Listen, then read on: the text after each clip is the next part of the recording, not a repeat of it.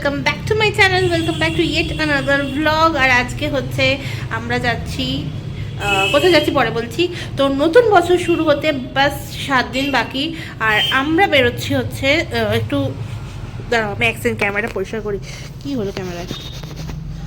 হ্যাঁ, তো আমরা কোথায় যাচ্ছি? আমরা যাচ্ছি, আমি মানে রেডি হয়েছি বেরোনোর জন্য অ্যান্ড ব্লগ স্টার্ট করেছি, মিনস আমি কোথাও একটা যাচ্ছি। তো যাচ্ছি হচ্ছে আমার বাবার বাড়ি। আর আমরা এখান থেকে এই প্রথমবার যাচ্ছি, তো সবটা চাপাচুপি দিয়ে, ঠিক আছে, প্রত্যেকটা দেখা চাপাচুপি দিয়ে, যেহেতু দোকানটা বন্ধ থাকবে অ্যান্ড বাইরেটা তো আমি পুরো প্রপার একদম সেফটি পারপাস, কারণ এসেই আমাদের এক্সিবিশন রয়েছে, তো প্যাকিং ট্যাকিং সব শুরু হয়ে গেছে। এখানটাও দেখো মানে অলমোস্ট খালি, কারণ সবটা প্যাকিং হয়ে গেছে। আর এখন বেরোবো, এখন বাজে প্রায় এক সেকেন্ড, এখন বাজে 8টা, আমাদের 9:40-এর ট্রেন হাওড়া থেকে পুনে আজাদ হিন্দ এক্সপ্রেস।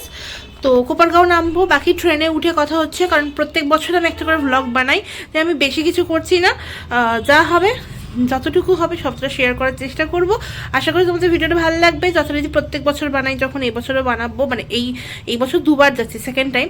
আগের বছরের ব্লগ অলরেডি আপলোডেড, না দেখে থাকলে ডেফিনেটলি দেখে নিও। আর আপাতত চলো, রেডি হয়ে গেছি, আমি এখানে রেডি।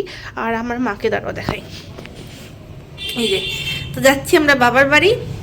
তোমরা সবাই দেখতে থাকো আমাদের সাথে যে আমরা কি কি করবো। বেসিক্যালি কিছুই করবো না, ওখানে কিছু মানে প্রত্যেক বছর যাই রেস্ট করতে, তো রেস্টই করব। তো আপাতত বেরোনো যাক, চলো। বিশাল ঠান্ডা পড়েছে, ঠান্ডার সময় না এই জিনিসপত্র নিয়ে বেরোতে খুব চাপ, কারণ নর্মালি আমি এসির থাকার জন্য আমি প্রিপারেশন নিয়ে যাই, নর্মালি আমি সবসময় এরকম হুডি বা উলান কিছুই পরে যাই, কিন্তু এই একটা জিনিস মাথাতে দিতে হবে, কারণ না হলে আমাদের গাড়িতে হাওয়া লেগে যাবে। তো চলো বেরোনো যাক, বেরিয়ে ওখানে গিয়ে ট্রেনে উঠে দেখা হচ্ছে, আর বাকিটা শেয়ার করবো তোমার সাথে, দেখতে থাকো, সঙ্গে থাকো।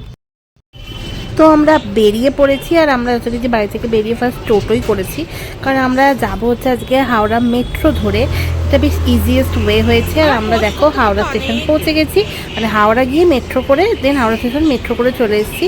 তো এখন যাবো 17 নম্বর প্ল্যাটফর্মের দিকে, নর্মালি 17-18-র কাছাকাছিই থাকে ট্রেনটা। চলো যাই, গিয়ে দেখা হচ্ছে।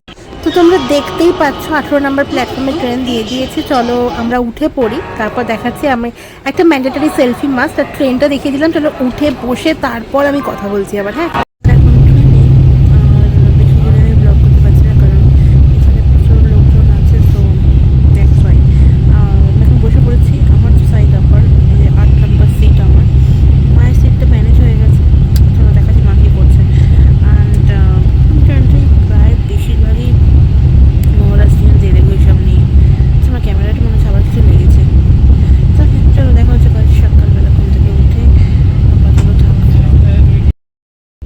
ওই দেখো আমার মা নিচে বসে আছে, মায়ের অ্যাকচুয়ালি আপার সিট ছিল, লোয়ার হয়ে গেছে। আচ্ছা, এই ব্যাপারটাই ভালো লাগলো, আজাদ হিন্দ এক্সপ্রেসে এইবার প্রথম দেখলাম ব্যাগে করে দিয়েছে।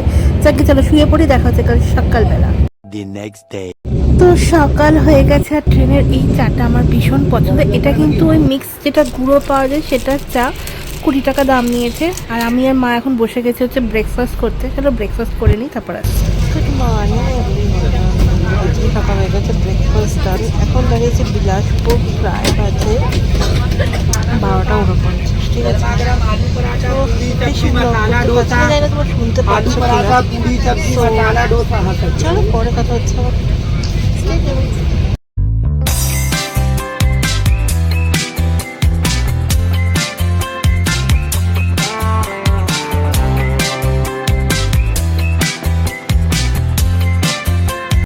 ট্রেনে উঠলে আমার যেটা পাই সেটা হচ্ছে বেশি বেশি খিদে, তাই আমি এরকম টুকটাক চাটপাটা কিছু কিনেই রাখি। আচ্ছা, এটার জন্য একটা আলাদা ভ্লগ আসবে, what I ate in a train.